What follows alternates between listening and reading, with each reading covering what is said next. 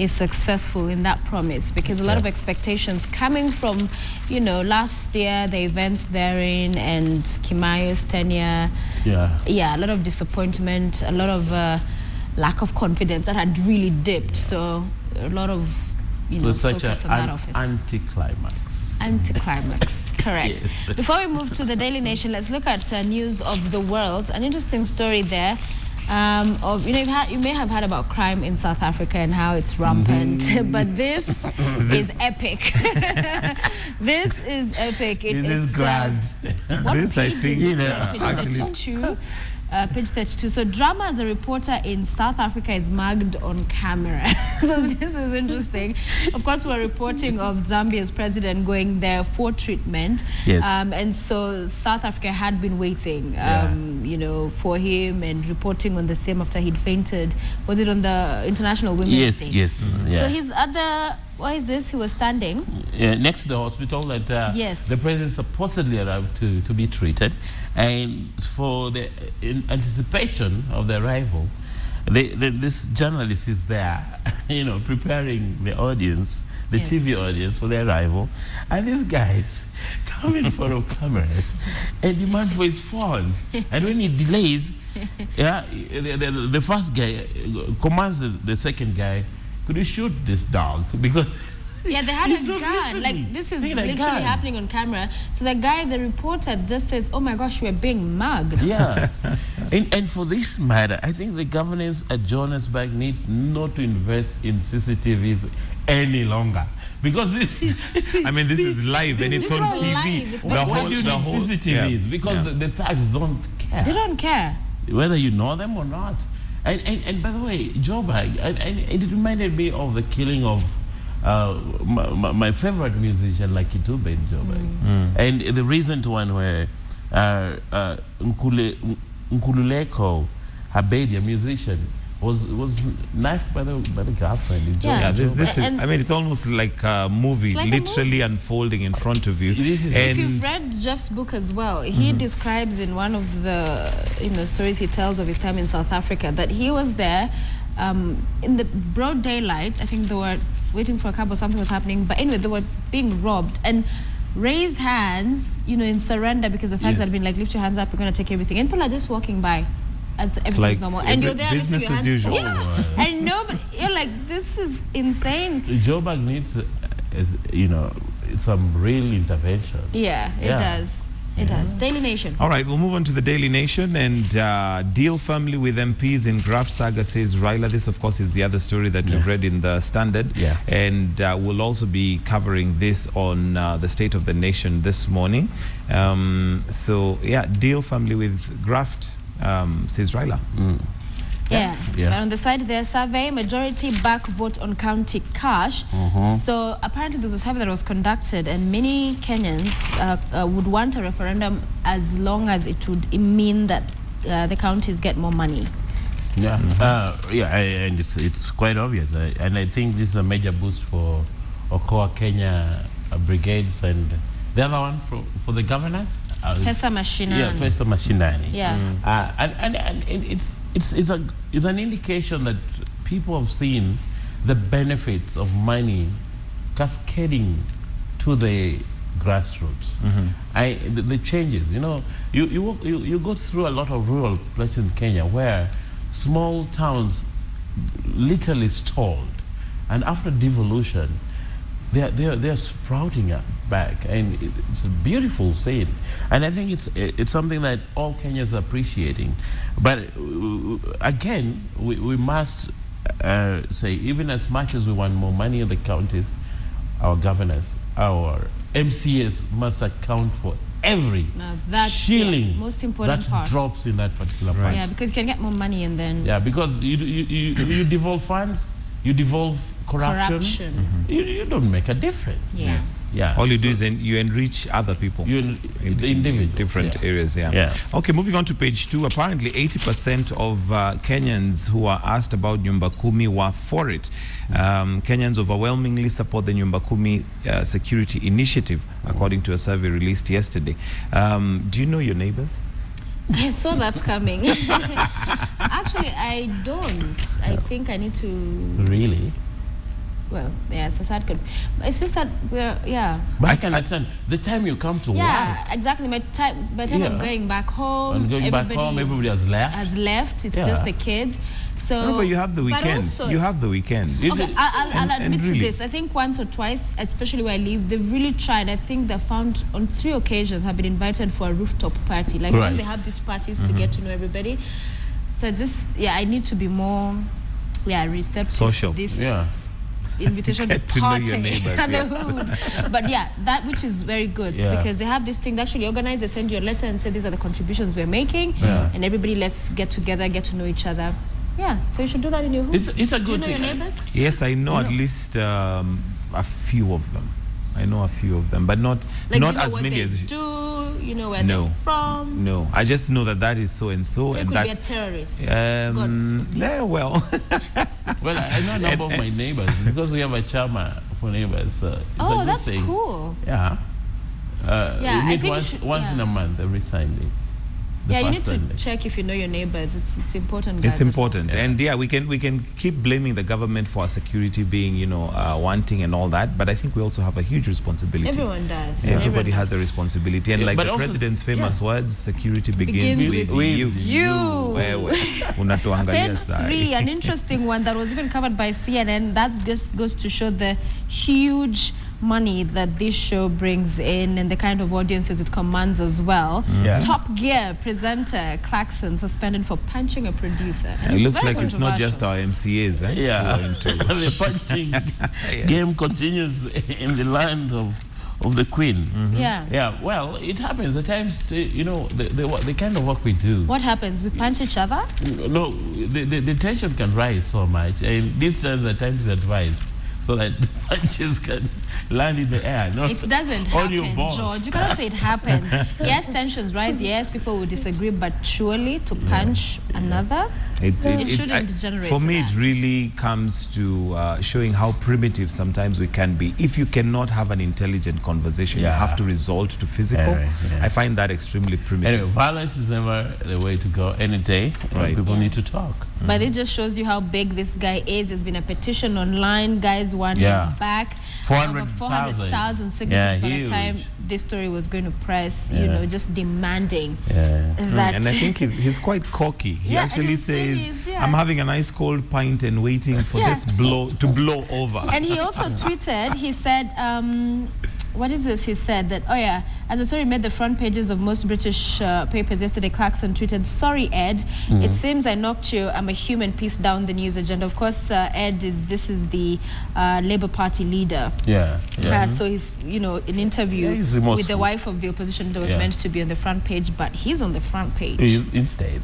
But we must admit that I think one of the things that has probably made the show is the arrogance that he comes out with. He has a certain... The arrogance so that he knows his stuff. I think he knows his stuff, but there's a way that if he really doesn't like your product, you will definitely And he doesn't like it because he knows his stuff. It goes back to it's the fact that he's a professional, he's really good at what he does. That's why no matter his now other flaws, people connect with he's very good. He is very good. And I guess, and like you say, he's human, and to err is human. And he is remorseful. So I think he's remorseful. He should be. As he's having a cold pint. It's like, because you only have a pint when you're under distress. So no, it's a sign. Have a it's pint a good sign. As you're chilling and watching the drama unfold, you're like, And you're like, make me famous, make me more famous. And you're like, okay. All right, another story on page 6, now that we're talking about Nyumba Kumi, and this I think is something that we should highlight, especially because it's a new way of gangs are using to rob, and a gang robs 20 homes in 1 week of terror. And what's happening apparently is that during the day they actually just literally walk into your house. They're armed, and they really get you off guard, because you'd expect gangs mostly to operate at night or very early in the morning, but this is literally in broad daylight. I actually have a friend who had come from Dubai.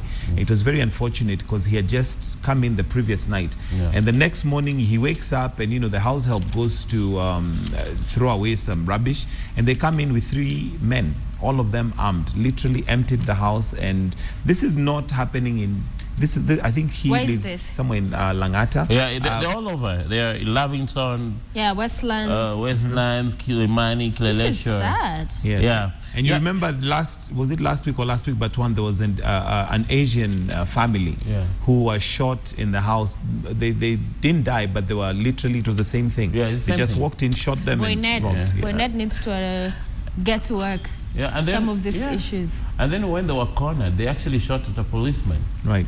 And they all ran away. It's interesting why the police could not get them.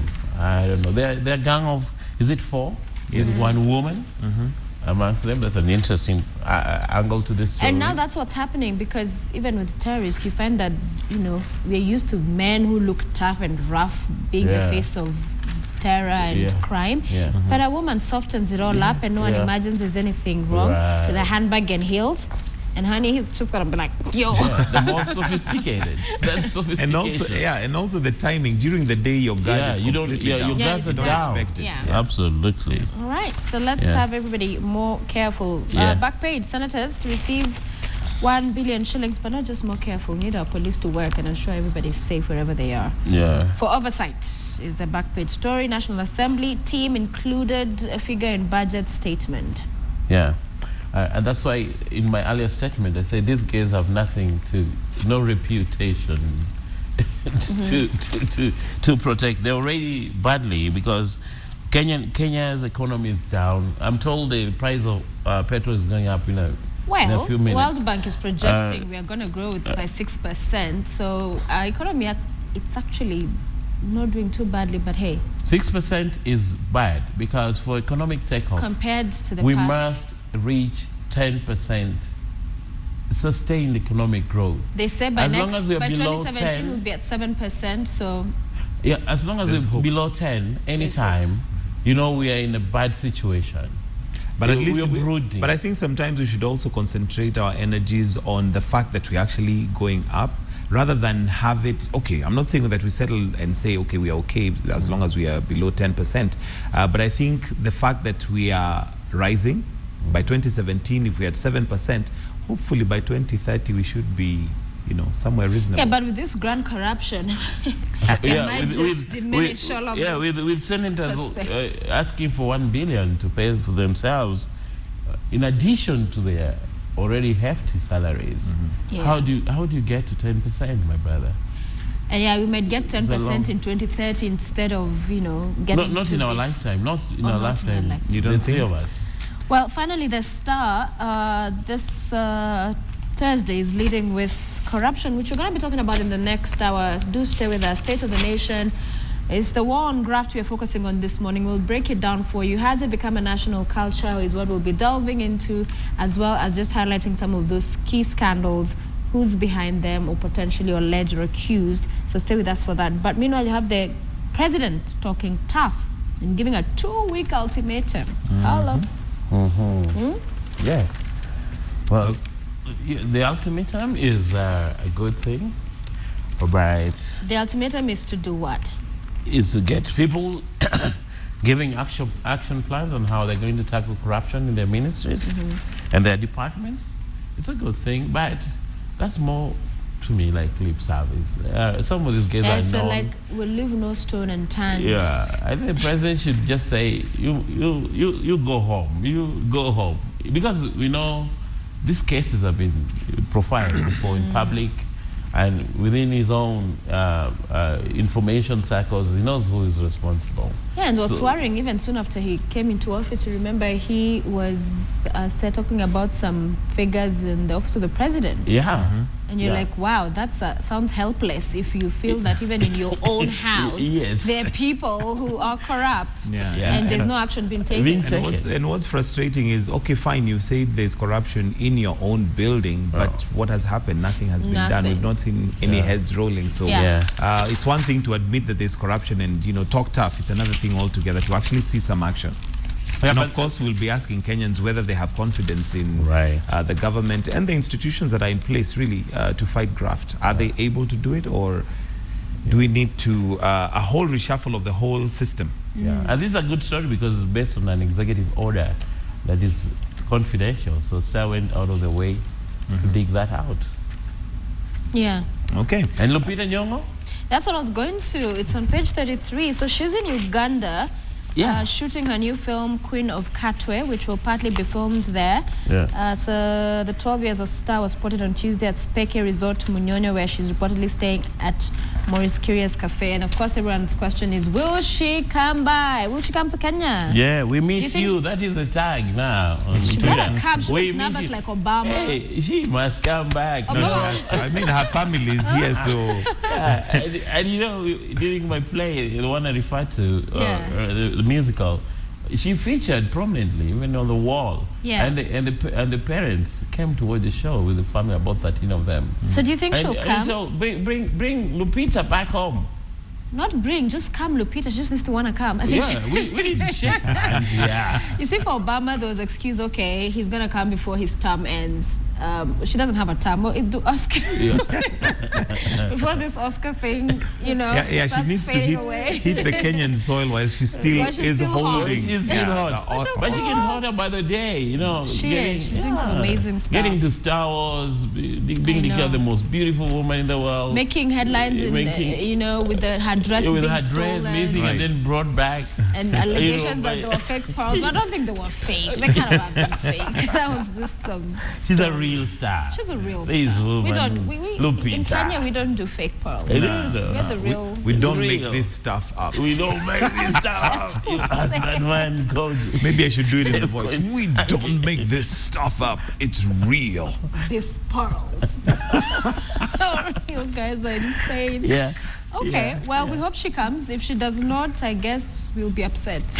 We'll be disappointed. Upset. Our very own, you know. And she must appear on this program. The first instance she appears on this line. Absolutely. It's interesting, we don't get to hear much about her love life. Well, the last I heard is that they had separated with, where was he musician from? The musician, yes. Yeah, the Somali guy? Yes, Somali guy. And now they're with the Leto? No, that was a rumor. That was way just at, you know, the whole... Incidentally, everything about Lupita's love life is a rumor. She's never really admitted anything. No, that, so everything about her love life is a rumor. Yes. Maybe we'll have her on Person of Interest and she can clarify. And she can clarify. Yeah. And like they say, we'll hear it from the horse's mouth, but this time from the Oscar award-winning mouth. Right. Thank you so much, George, for joining us on the press review. Thank you. Always fantastic having you with us. Thank you for hosting me. So, what are you working on now that you're done with your... The musical.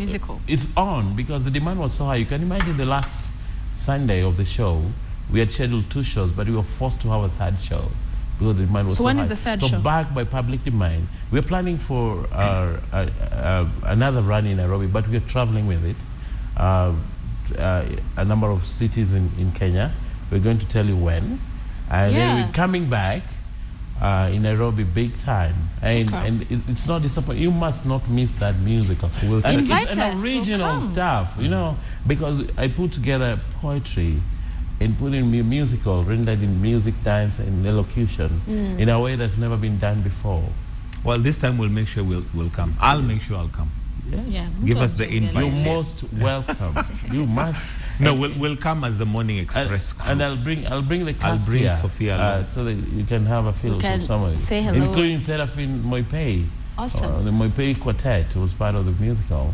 Great. Fantastic. Thank you. All right, well, that's what we have on the press review right here on Morning Express. Do stay with us. We've got the State of the Nation coming up, and that's definitely one that you do not want to miss. Today we're looking at graft, corruption, and where are we as a country? Where are we as a country? The hunter has become the hunted. You have institutions that are charged with the fight against graft having these claims of impropriety, which in essence undermines the war on graft. So what is the way forward? Can Kenya get out of this mess she's in? Is a conversation we're going to have in the next few minutes. Don't go away.